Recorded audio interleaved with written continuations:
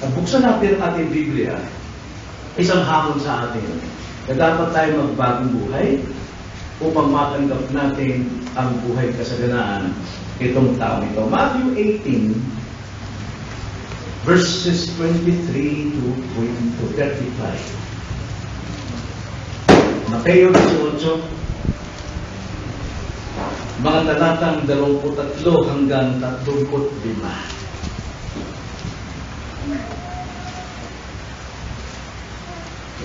Nandun na? Tayo'y magbasa.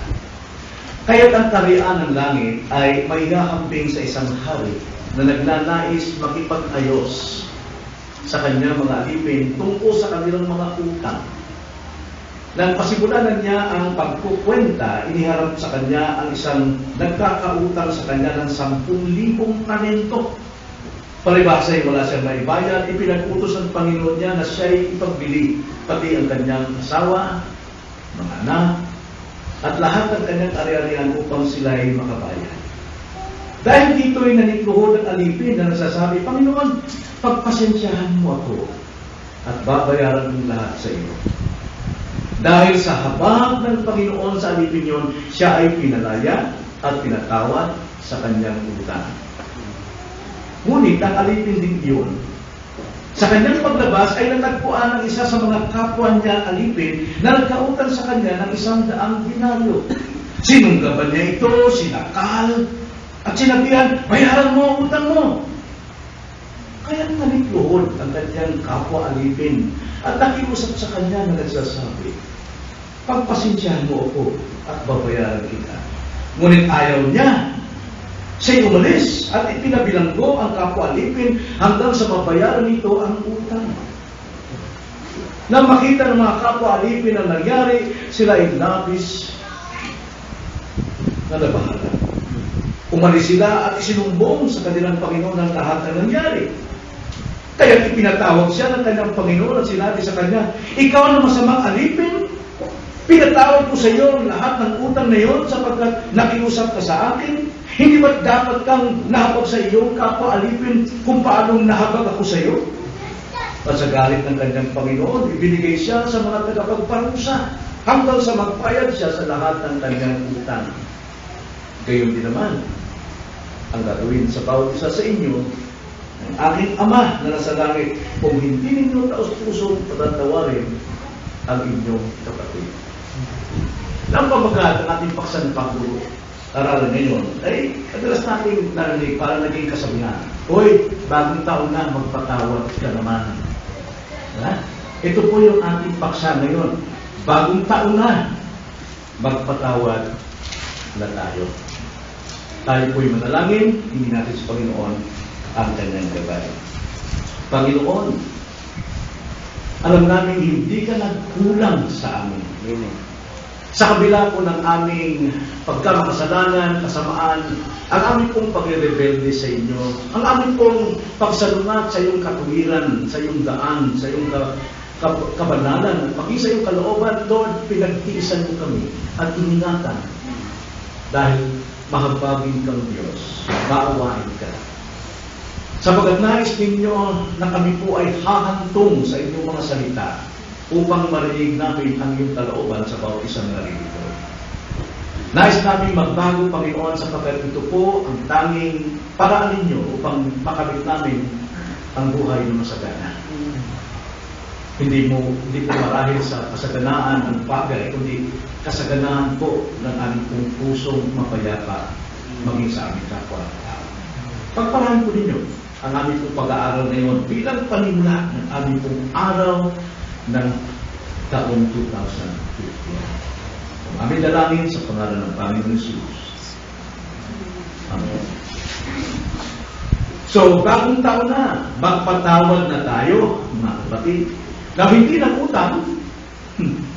Bagamat, pwede rin na patawaran natin yung may utang sa atin, kaya naman kalaki. Pero ang tinutukoy dito ay magpatawad sa kasalanan ng iba na nagawa nila sa atin. Na dapat natin isalang-alang ang context ng ating passage na binasa. Ito yung ating binasa ay isang talinaga Nagbinigay ito ng Panginoon dahil may nauna siyang itinuro. Now, alam natin, sa ating mga nagbabasa ng Biblia, Matthew 18, ito po'y tungkol sa pagdisiplina sa iglesia. Pero bago disiplinahin ang isang kapatid na nagkakasala o rebellious na kapatid, siya ay pinupuntahan muna, tinakausap, mahabang proseso po ito. At kung siya ay madalas sa pagsisisi, ay dapat siyang patawarin. Pero kung hindi siya madalas sa pagsisisi, magdadala ng panibagong testigo yung lalapit sa kanya upang siya ay pakinggan. At kung hindi pa rin, dadalhin na sa iglesia. At pagdating sa iglesia, ang sabi ng Panginoon, 2 man o 3 nagkatipon sa inyo na manalangin, dirigin ng Ama. Kung inyong takpan o sarahan ng pinto ang tao ito, ibig sabihin, itiwala, sarado rin ang pinto sa langit para sa kanya. Ngunit kung siya manumbalik at tinanggap sa iglesia, bukas ang iglesia para sa kanya, bukas din ang pinto ng langit para sa kanya. At dahil dito, parang mabigat ito sa mga alagad. Kaya nagtanong itong si Pedro. Ang mga alagad nagtanong, mabigat yata ito. Kaya kung ating babasahin ang immediate context, yung malapit na contextual, verses 21 and 22. Ganito ang sabi ni Apostol Pedro. Pagkatapos ay lumapit si Pedro at sinabi sa kanya, Panginoon, makailang ulit pa magkakasala ang aking kapatid laban sa akin at siya'y aking pagkatawarin? Ilang beses, Panginoon? Hanggang sa makapito ba? Ayon sa tradisyon, ayon sa batas na itinuturo ng mga Pariseo at Eskriba. Ibig sabihin, ayon sa utos. Makapito ba? Ang sagot ng Panginoon, sinabi niya ni Jesus sa kanya, hindi ko sinabi sa iyo ng gano'n. Wala ko sinabi gano'n. Yun yung inyong natutunan sa mga legalismong tao sa inyong kapaligiran. Hindi gano'n ang aking turo. Ang sabi niya, hindi ko sinasabi sa inyo hanggang makapito, kundi hanggang sa makapitumpong pito. Ibig sabihin, kasi sa legalismo, bibilangan niya ang nagkasala sa kanya kahit humingi ng kapatawaran hanggang 7. At kung tapos na ang 7, magagawa niya na kung anong desisyon ang parusa bibigay niya sa tao. Yan po yung legalismo. Pero ang sagot ng Panginoon ay biyaya. Ang sabi na, 70 at 7. Ibig sabihin, 70 times 70. Now, 70 times 70 is 490. Mara sabihin ng mga tao, ang haba na naman yan. Yes, sapagkat ang nais ng Panginoon, turuan silang maging mabiyaya sa kanilang kapwa. Kahit na ang mga tao ito ay nagkakasala, matigas ang ulo, pero humihingi ng kapatawaran, ay patawarin. Walang limitasyon. Yan pong biyaya. Hindi batas at kautusan. Kaya sinabi ng Panginoon ang talinhagan ito. Ganito po ang sabi ng Panginoon, ganito maghari ang Diyos sa mga tao niya. Inihambing sa isang hari, ang sabi, kaya ang kaharian ng langit ay may hambing sa isang hari na nagnanais makipag-ayos sa kanyang mga alipin tungkol sa kanilang mga utang. Lahat ng kanyang mga alipin, itong hari ito ay may pagkakautang. Lahat. At habang siya ay nangungulit o naniningit, ang pagkakasabi sa ating salita dyan is 24, nang pasimulan na niya ang pagkukwenta, actually, nang pasimulan na niyang maningil, ang sabi dyan sa original. Nang magpasimula siya maningil, inihanap ng mga ibang tao ang isa niyang alipin na may utang na 10,000 talento. 10,000 talento. Yung sinabi ng Panginoon dito, alam natin ito'y parables. Kung tawagin niya yung 10,000 talento, ay kung tawagin niya hyperbole sa ating panahon, exaggeration. Yung pang sobra sa taas na imposible mangyari. Sapagkat alipin lang ito, makakapag-utang siya ng 10,000 talents na. Puntahin natin ang talents. Bawat isang talent, katumbas ng isang taong sweldo. 10,000 ito. Napuntahin na natin sa gitna. Anong minimum wage ngayon ng tao sa atin? 300? Ano bang minimum ngayon? Daily? 400? 50? Gawin na natin 400 na lang kasi hindi pagkwenta eh. No? 400 times 27 kasi mayroong 4 Sundays eh. Wala namang bahay dyan eh. Malibak ng overtime. Times 27. 400 times 27. Ilan yun? Pagkano? 4 times 7 is 28.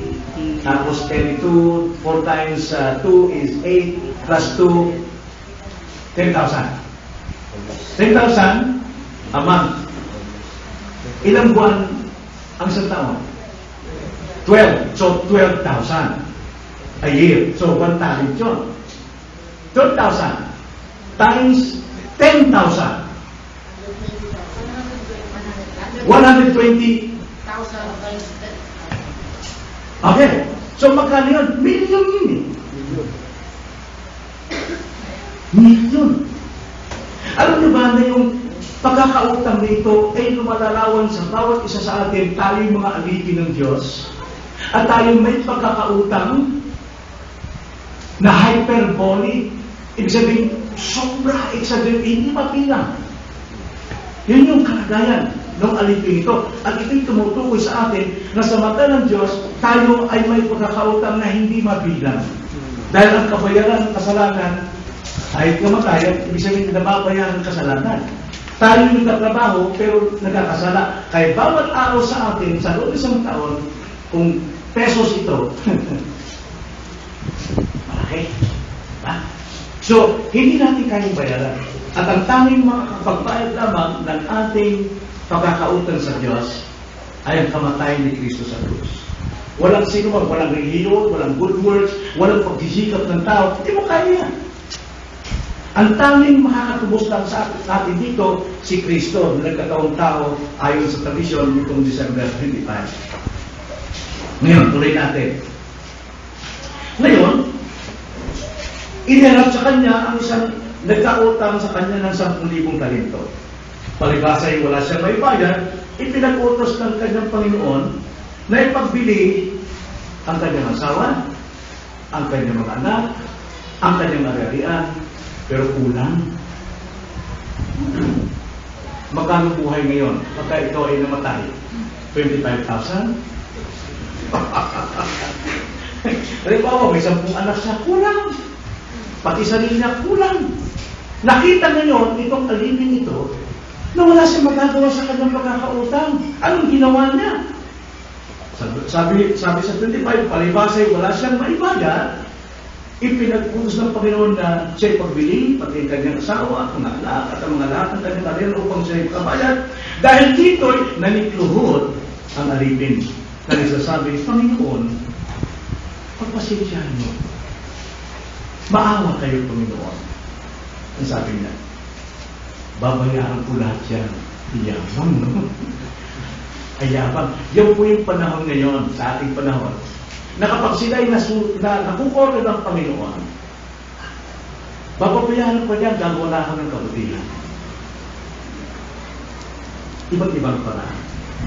Pero, ang sabi sa ating kwento, verse 27, dahil sa habag ng Panginoon. Dahil sa habag ng Panginoon, sa alipin yun, siya ay pinalaya at pinatawad sa kanyang utang. Wow! Kung kayo nabaon na sa credit card, at araw-araw may nanihigil sa inyo, minumura na kayo, ganyan, lahat, ano? Di ba ang bulong ng buhay? Ganyan na talaga yung isang tao puno-puno ng kasalanan. Ginagamit niyang lahat ng paraan para magkaroon siya ng katiwasayan, pero walang katiwasayan. Naghanap siya ng peace, but there's no peace. Pero dahil sa habag ng Panginoon, pinatawad ang tao ito. Yung kahabagan ng Panginoon sa atin, ito'y pinakita niya sa kamatayan ni Kristo. Yung kahabagan ng Diyos sa ating kasalanan, ipinakita na si Kristo ang umatulong na sa natin, siya namatay, siya nalibing, at sinubing na buhay. So ngayon, pinatawad siya, may tungtuwa siya. Di lumabas siya ngayon sa lugar na yun. Tungtuwa. Pero, nung lumabas siya, ang sabi sa 28, ngunit ang alipin din iyon. Sa kanyang paglabas, ay nagtagpuan ang isa sa mga kapwa niya, alipin, na nagkautang sa kanya ng 1 denaryo. Nagkautang ng 1 denaryo para ganang 100. Hindi makabayad. Ang ginawa niya, sinundagan niya, sinakay niya, at sinigawan sa tenga, magbayad ka ng utang mo. Anong ginawa ng alipin ito? Pagpasensya mo ko, paglayaan mo kita. So, ang kwento rito ay may kaugnayan sa atin. Ito ang hamon sa atin. Kung tayo ay pinatawad, magbago ka. Magpatawad ka rin. Magpatawad ka rin. So, makikita natin, bilang pastor, no, ito yung pinakamahirap dalhin ng isang tagapangasiwa at tagapangalaga ng tupa. Sapagkat nakikita, nararamdaman ng isang pastor ang bawat miyembro na may daladalang sama ng loob, unforgiving spirit, at itong nagpapagulo ng kanyang buhay wala sa kapayapaan. Na ang sinasabing dapat magpatawad tayo ay hindi lamang sa ating kapwa, kundi maging sa ating sarili. Hanggat hindi natin napapatawad ang ating sarili, hindi natin mapapatawad ang ating kapwa. Hindi natin mapapatawad ang ating kapwa.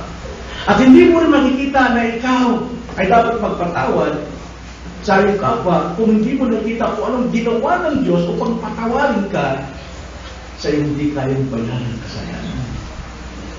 Ito yung Matthew 18. Isang talinhagang itinuturo ng Panginoon upang bigyang liwanag ang malaking problema ng unforgiveness na kadalasang hindi nakikita ng mga tao, ng mga Kristiyano na sila'y pinatawad ng Diyos. Ito ngayon ang ating tatalakayin, ang talinhaga ng Panginoon tungkol sa pinatawad na alipin pero hindi marunong magpatawad sa kapwa. Totoo kaya siyang Kristiyano? Pero nakita natin, pinatawad siya. Pero hindi niya pinamuhay ang buhay niya bilang pinatawad. Hindi niya pinatawad ang kanyang sarili. Now, paano natin ipamuhay ang pamuhay pagpapatawad? Bibilang naman tayo ng 364 days. Kailangan tayo makadaya dyan. Mayroong 3 tayo dapat tignan. Una, tiyaking ikaw ay nakatanggap na ng kapatawaran. Yun ang ating bibigyan ng pansin. Ikalawa, tiyaking namumuhay ka sa pagpapatawad. At ikatlo, tiyaking mong namumuhay ka rin bilang pinatawad. So, unahin natin at yakin natin isa kang taong nakatanggap ng pagpapatawad. Now, ayon sa ating kwento, bawat tao sa mundong ito, katulad ng alipin na may pagkakautang na sobra-sobra. Pilipin ng kapwa sa kapwa, napakalipin ng kumpara sa pagkakautang ng bawat isa sa Diyos. Pero sa kapwa, maliit yan eh. Maliit lang nagagawa sa akin ng aking kapatid yung sakit na loob na ginagawa niya. Basta maliit lang yun. Araw-arawin na natin nagpapasama ng loob sa akin yan. Pero napakalipin yung katumbas sa aking kasalanan na kailangan Diyos pang mamatay para tutubusin mo. Okay? So dumating ang araw ng pagsasaayos ng Panginoon at dahil niya, lahat tayo ay tatayo sa kanyang hukuman upang magsulit sa lahat ng ating pagkakautang. Dahil niya. Kaya na, check natin na tayo makatanggap ng unang pagpapatawad. Tulad ng taong ito, iniharap siya sa kanyang Panginoon para ilahad ang kanyang pagkakautang 10,000 times. Pero, pinatawad siya ng Diyos dahil sa kahabagan. Kaya ating kapatawaran ay dahil sa kahabagan ng Diyos na ating tinanggap. Nagikluhod siya, nagmakaawa siya, at nangako siya. Paano niya ito babayaran? Sa tingin niya. Nangako siya. Pagpasensyahin mo ako, babayaran kita po unti-unti. Kung pabayaran niya pag paunti-unti, mamamatay na lang siya, hindi pa niya kaya makuha ang totoong pabayaran. Pero, hindi yung tinignan ng Diyos. Ang tinignan ng Diyos, siya'y nagmakaawa. Pinahabagan siya ng aking Panginoon. Pinatawad. Buhay natin, akala natin wala tayong kasalanan. Pero totoo, yung ating binanang kasalanan sa unang tao, katumbasyon ng milyones. Araw-araw pa nadadagdagan. Bawat salita natin, bawat isipan natin, bawat puso natin nadadagdagan. Kaya, hindi lamang basta thousands, millions, trillions, billions ang ating kasalanan. Apaw na apaw. At darating na tayo'y haharap sa kanyang hukuman. At kung hindi tayo mapatawad ng Diyos, tiyak ang kabayaran ng ating kasalanan ay kamatayan. Patungo tayo sa kakamatayan. So, ang kapatawaran ng ating kasalanan, gaya ng pagmamalaki ng isang magsasaka na may pera, hindi mapatay doon. Gaya ng sinabi sa Banal na Talata. Kundi ang ating pagsuko, pagpapakumbaba, tamang pag-amin ng kasalanan.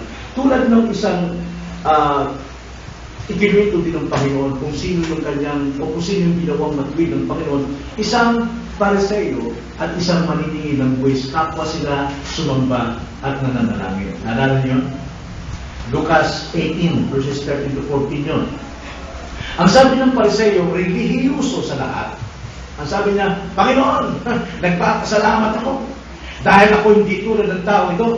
Ako ay nag-iikapo, ako'y nananalangin, ako'y nagpa-fasting. Para sinabi niya, ako'y mabuting tao. Pero yung isang tao, yung maniningil ng buwis, anong sinabi niya? Basahin natin verse 13 to 14, no? Luke chapter 18.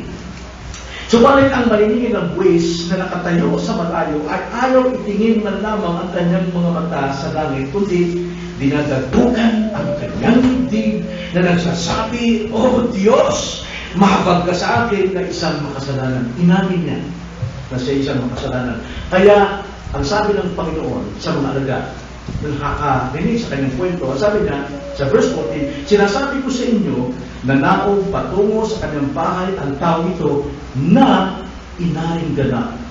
Salit na doon sa isa. Sapagkat ang bawat nagmamataas sa kanyang sarili ay ibinababa, ngunit ang nagpapakababa sa kanyang sarili ay tataas. Kaya ang tanong ko sa ating kalagitnaan, totoo bang nakatanggap kayo ng kapatawaran ng Diyos? Totoo ba? Tiyakin natin. At alam natin, ang pinapakita ito ng Panginoon, yung mapagpakbaba. Itong tao ito. Nagmakaawa siya. Pinatawad siya ng Panginoon. Pero tingnan natin, totoo ba talaga siya nakatanggap? Nagkapatawaran. Ikalawa, sa ating paksa, una, tiyakin natin nakatanggap ng pagpapatawad. Ikalawa, tiyakin ikaw ay isang taong namumuhay sa pagpapatawad. Ang isang totoong nakatanggap ng kapatawaran, lubos na kapatawaran ng kanyang kasalanan, ay tiyak mamumuhay. Ipamumuhay ang pagpapatawad. So, madaling salita, ang totoong nagsisisi ng kanyang kasalanan ay totoong nakatatanggap ng kapatawaran. Now, ang kapatawaran ng Panginoon, totoo. Totoo talaga. Hindi siya pwede magbigay ng kapatawaran. Pag nagtago ka, ay hindi ito tutuloy ang kapatawaran sa iyo. Hindi. Ang pagpapatawad ng Diyos ay totoo, tiyak. Pero, papaano tinanggap ng tao ang kapatawaran yon mula sa Diyos? Yun ang problema.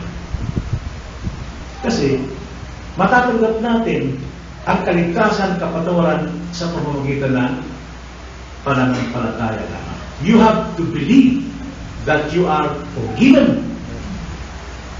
Ephesians chapter 2 verse 8 and 9. Yung faith natin, yun yung kamay na tumatanggap ng kaligtasan. Pero kung wala kang faith na yun, kahit sabihin pang ikaw ay nagsisi, tapat pa rin ng Diyos na ikaw'y panatawarin. Pero, nakatanggap ka ba? Ikaw ba mismo? Ikaw ba talaga ay totoong nakatanggap? Sa Bible, marami tayong makikita dyan. Like for example lamang kay Ahab. Si Haring Ahab, sa 1 Kings 21, 1 Kings 21, alam natin si Ahab, siya ay napakasamang tao. At siya, matuturing natin sa lahat ng mga lahi ng Israel, siya yung pinakababoy. Kaya nga, namatay siya na kinain ng aso ang kanyang laman. At ang kanyang dugo, sinisip-sip ng aso sapagkat yun ang sinabi ng Diyos na siya'y dadapain ng aso, uubusin, magngangalat ang kanyang mga laman sa kalsada at ang kanyang dugo ay talagang mangangalat din. Dahil siya isang taong masama. Pero may instant sa buhay niya na siya'y nagpakababa at nagsisi. Ito sa panalin ako. Pinuntahan siya ni Elijah. At sinabi ni Elijah, ikaw, Ahab, kapag hindi ka nagsisi at hindi ka lumapit sa Diyos, ang iyong katawan, ang iyong dugo, kakalat. Kakainin ng aso, lalapain ng aso. Nalungkot siya. Nalungkot siya, nagkakababa siya sa harapan ng Diyos. Nakita ito ng Diyos. Tignan niyo ang sabi, basahin natin. Sa 1 Kings chapter 21, verse 27 hanggang 29. Ganito ang sabi. Nang marinig ni Ahab ang mga salitang iyon, kanyang pinunit ang kanyang mga damit. Ibig sabihin, ito po yung anyo o larawan ng kanyang kalungkutan. Kalungkutan. 1 Kings 21:27. Nang marinig ni Ahab ang salitang ito, kanyang pinunit ang kanyang mga damit, nagsuot ng sako sa kanyang katawan, nag-ayuno, nahiga sa sako, at naglakad-lakad na namamanglaw. At ang salita ng Panginoon ay dumating kay Elias na tisbita na sinasabi, nakita mo, Elias? Nakita mo ba kung paano si Ahab ay nagpakababa sa harap ko? Sapagkat siya ay nagpakababa sa harap ko, hindi ko dadalhin ang kapahamakan sa kanyang mga araw. Pero, alam ng Panginoon na hindi siya totoo nagsisi. Nagsisi lang siya dahil na-discovering masama siya. At ang kabayaran ng kanyang kasamaan ay gano'n. Diba gano'n tayo? Yung mga magnanakaw, tapang yan. Yung mga hold-upper na yan, lakit bayan, tapang yan. Pumakta ka yan. Pagka hindi mo nahuli. Pero pag nahuli mo, iyak yan sa presinto. Bakit? Bakit siya umiyak? Nagmamagpapawag ko siya. Pinagsisiyak ko po. Bakit niya ginawa yun? Dahil nahuli siya. At mayroong nakambang rusa. Sometimes ganun tayo eh. Matindi ang ating kailangan. Tayo po ay talaga naghihirap. Nakita natin tayo masama. Nagsisisi tayo pa gano'n. But God is faithful. Hindi ka talaga pasal. Hindi na lamang. Ang parusa, hindi sa araw nito. Ang karugtong pa, kundi dadalhin ko ang kapamakan sa kanyang mga anak. Sa kanyang sambayan, sa mga araw ng kanyang mga anak. Pero alam niyo ang nangyari? Pagkatapos nung siya pinatawad, ay gumawa na naman ng kasalanan. Bakit? Hindi siya totoong nagsisi. Bagamat tapat ang Diyos na pinatawad siya, pero hindi siya totoong nagsisi. Kaya nangyari, nilapa siya. At pati anak niya nagdurusa dahil sa kanya. Ito nangyari sa tao ito. Tama ko sa ito, mananampalataya ko siya. Hindi sa mananampalataya. Dahil nung paglabas niya, nakita yung kasama niya na may utang $100. Sinuntaban niya, sinakal niya. Hindi na bago puso. Hindi na bago ang kanyang puso. Hindi marunong magpatawad. Kakapatawad pa lamang ng Diyos sa kanya. Pero paglabas niya, sama ng puso niya sa kanyang kapwa. Hindi siya marunong tumanggap. Hindi siya namumuhay sa biyaya. Namumuhay siya sa utos, may sarili siyang batas. Legalismo ang tawag ito. Mapayag ka sa akin, may utang ka.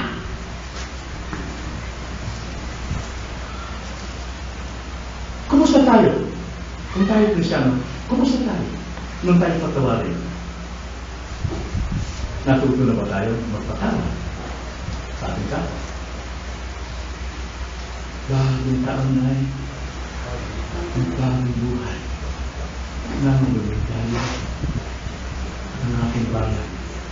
Tayo magsikap upang makamtan natin ang kasaganaan. Anong pagsisikapan natin? Pagbabagong buhay. Na hindi dahil pamaligtas tayo, kundi para tayo makapamumay na kapayapaan. So, anong ginawa sa taong ito nang hindi niya mapatawad ang kanyang kapwa?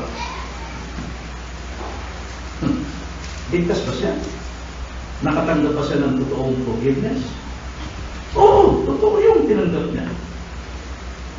Pero siya hindi totoo sa kanyang pagmamakaawa. False conversion. Hindi totoong conversion dahil hindi siya nanati sa biyayang tinanggap niya. Bakit? Isang katwiran lang, sabi ko sa Matthew 18 sa 16. Basahin natin ang ating text. Nung siya ay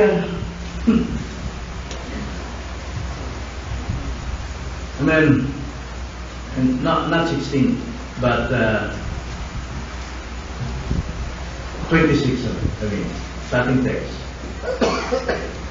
Ang sabi ng Panginoon, ipagbili siya, kanyang mga asawa, kanyang mga anak, pati kanyang agalya. Wala siyang may bayad. Eh sa 26, dahil dito, nanito ng alipin, na nagsasabi, Panginoon, pagpasensyahan mo ko at babayaran ko lahat sa iyo. Saan siya nagtitiwala? Saan siya nagtitiwala sa kapatawaran na tatanggapin niya? Sa kanyang sariling pag-isika. Babayaran niya. Namumuhay pa rin siya sa batas. Alam niyo ba minsan, tayo niligtas ng Diyos sa biyaya.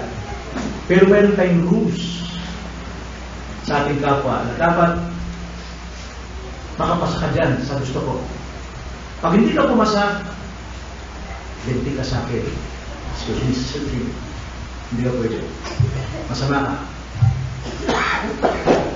Tulad ng tao ito, legalist.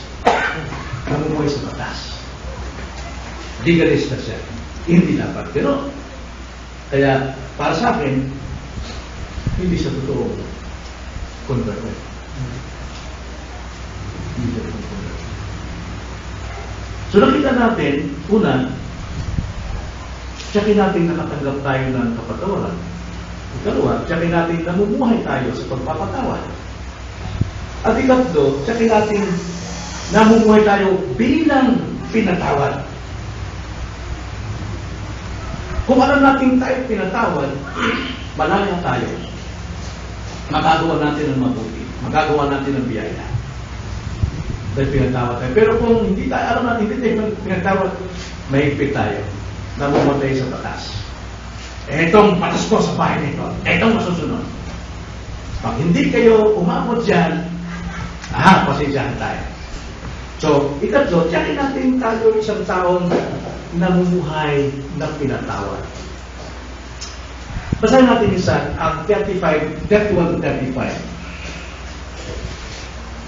I-refresh natin.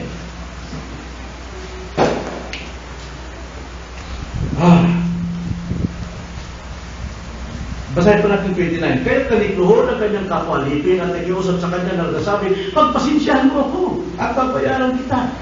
Yun talaga ang natural sa buhay ng tao. Gagawa siya ng parang para mabayaran niya yung pinagkakatangan niya. Diba? Pero sa Diyos, hindi pwede yun. Dahil ang Diyos ang bayad ng utang para sa iyo. Then 13, ngunit ayaw niya. Ayaw niya. Hindi siya katulad ng kanyang Panginoon. Na nung siya magpakawa, nakaba ang Panginoon. Pero siya, ayaw niya. So wala silang parehong puso nung nagligtas ka niya. O nung ipatawa sa kanya. Ngunit ayaw niya. Siya umalis at ipinabilanggo ang kapwa-alipin hanggang sa mabayaran nito ang utang. Ibig sabihin ko siya ipinabilanggo hanggang mabayaran. Pinaggulpi, pinakausahan, may tamang parusa bilang kabayaran sa kanyang pagkakautang. Yun. Kaya, verse 31, nang makita ng mga kapwa alipin ang nangyari, sila ay labis na nabahala. Sa Tagalog, nabahala. Pero sa original, namigati. They are in pain. Now, kapag tayo po ay legalista sa ating tahanan, maraming nasasaktan. Maraming in pain. Namigati talaga yung kasimbahan. At umalis sila at isinumbong. Sinumbong dyan para tuloy yung mga sip-sip ito. Bagamat gano'n ginawa nila, pero hindi sinumbong ang tamang salita niya, kundi inilarawan nila, dinescribe nila kung gaano kalupit itong taong tinatawag ninyo. Kung gaano siya kalupit sa kanyang kapwa. Kung gaano siya kalupit na kanyang kinabilanggo. At kinulpi, pinarusahan, minatigo ang kanyang pinabilanggong ito hanggang sa madupalpay, hanggang sa naging sapat at kanyang kaparawan sa kanyang kaunting pagkakautan. Dinescribe. Hindi lang basta sumbong ito, kundi nakita nila. Kaya, dito, pinatawag siya ng kanyang Panginoon at sinabi sa kanya, ikaw na masamang alipin, pinatawag ko sa iyo lahat ng utang na iyon sapagkat nakiusap ka sa akin. Hindi ba dapat kang nahabag sa iyong kapwang alipin kung paano nahabag ako sa iyo? Nahabag eh. Pero siya hindi siya nahabag. Dapat kung nahabag ka, dapat mahabag ka rin. Be holy for I am holy. Yun ang sinasabi ng Panginoon. Dapat tayong magpakabanal, hindi lang sa sarili, kundi sa kapwa, sapagkat ang nagpakabanal sa atin na yung Diyos. Kaya sa 34, at sa galit ng kanyang Panginoon, ibinigay siya sa mga tagapagparusa, tulad ng ginawa niya doon sa kanyang kapwa. Tagapagparusa, hanggang sa magbayad siya sa lahat ng kanyang utang. Gaano katagal na pagparusa ito? Gaano katagal na siya naglilimlim sa impyerno? Para mabayaran ang kanyang millions and billions of sins. Masakit na. Napakahirap na. Kaya ang conclusion ng Panginoon sa atin, ito sa verse 35, gayon din naman. Ang gagawin sa bawat isa sa inyo ng aming Ama na nasa langit, kung hindi ninyo taos-pusong patatawarin ang inyong kapatid. Yung taos-puso dyan, nagagawa lamang yan ng totoong nakatanggap ng kapatawaran. Pero kung false conversion, false forgiveness ang kanyang dala, hindi po niya magagawang taos-puso. Kundi mamuman siya as legalist. Legalismo. Batas ang pinapayag. Hindi pinatatagal ng Panginoon yan. Sa kanyang biniyayaan, ng kanyang biyaya ginagamit na lisensya para gawin ang gusto niyang gawin. Gumagawa na siya ng sariling batas. Agad pinatawag ng Panginoon. Agad siyang magsusulit. Binaliwala ng kabutihan ng Diyos. Kaya dahil sa galit ng Diyos, now, may karapatan ang Panginoon dito na magalit. Hindi siya naging mga bagay. Hindi niya silang palatayanan yung kahabagang binigay sa kanya ng Panginoon. Ginamit niya itong lisensya.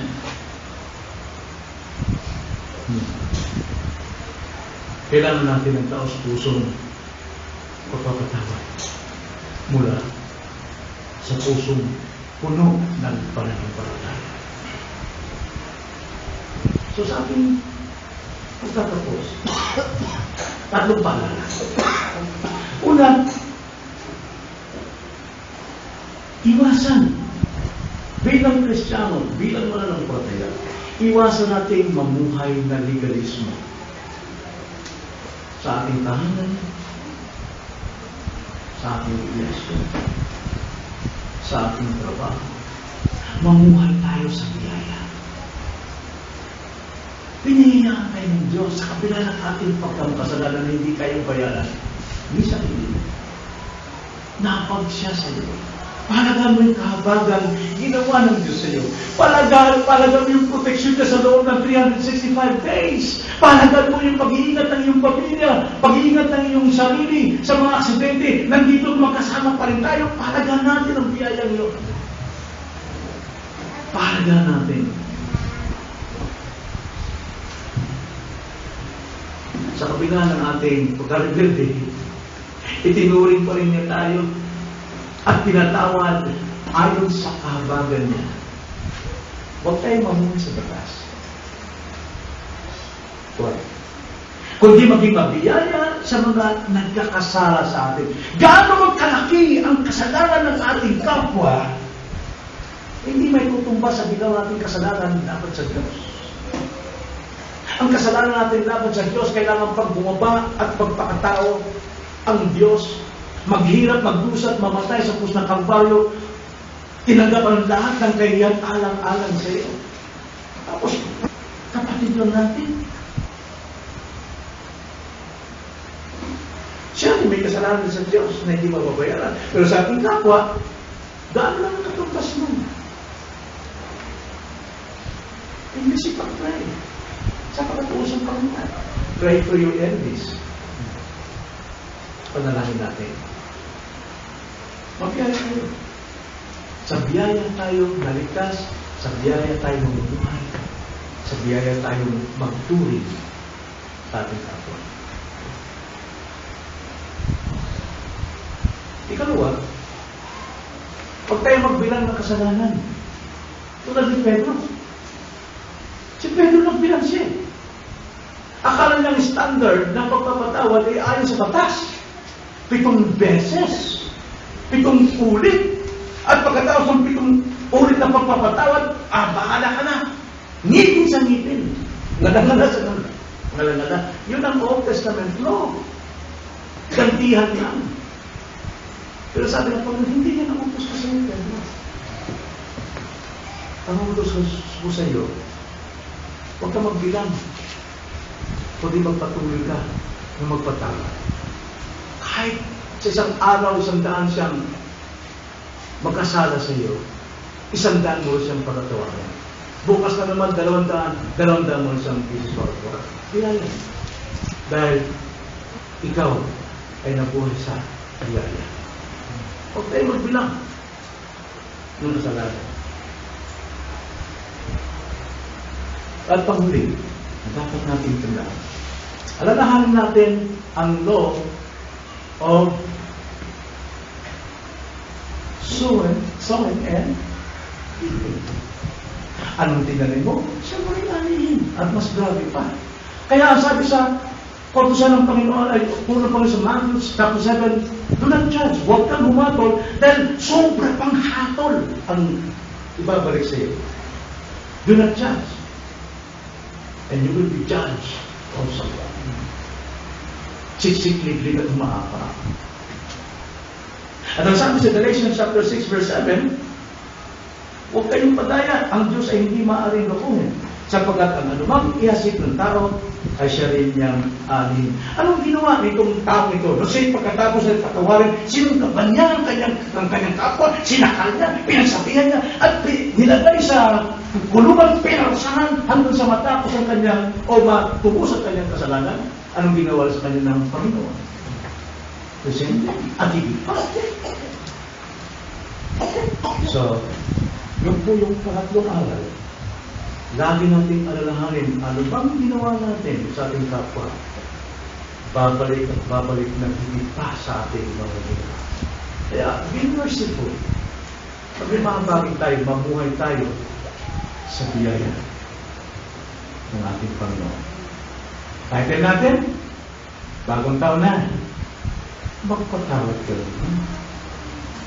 Kapatid kayo. Tayo manalangin. Panginoon, salamat po sa inyong mga salita. Muli na naman inyong hinugasan ang aming pong mga kasalanan. Nilinis niyo ang aming mga kaisipan at konsensya upang lumakad kami, Panginoon, sa taong ito na namumuhay sa biyaya, nakatanggap ng biyaya, at ipamumuhay, isasagawa ang biyaya na pinagtaglay namin. O Panginoon, pagpalain niyo po ang mga kapatid na narito, ang mga bisita namin narito. Nawa makatanggap sila una ng biyaya ng kapatawaran na nagmumula sa inyo upang sila po ay makapagpako itong taon at tatanggapin nila ang masaganang buhay na nagmumula sa inyo. Kung aming dalangin sa pangalan ng Panginoon Jesus. Amen.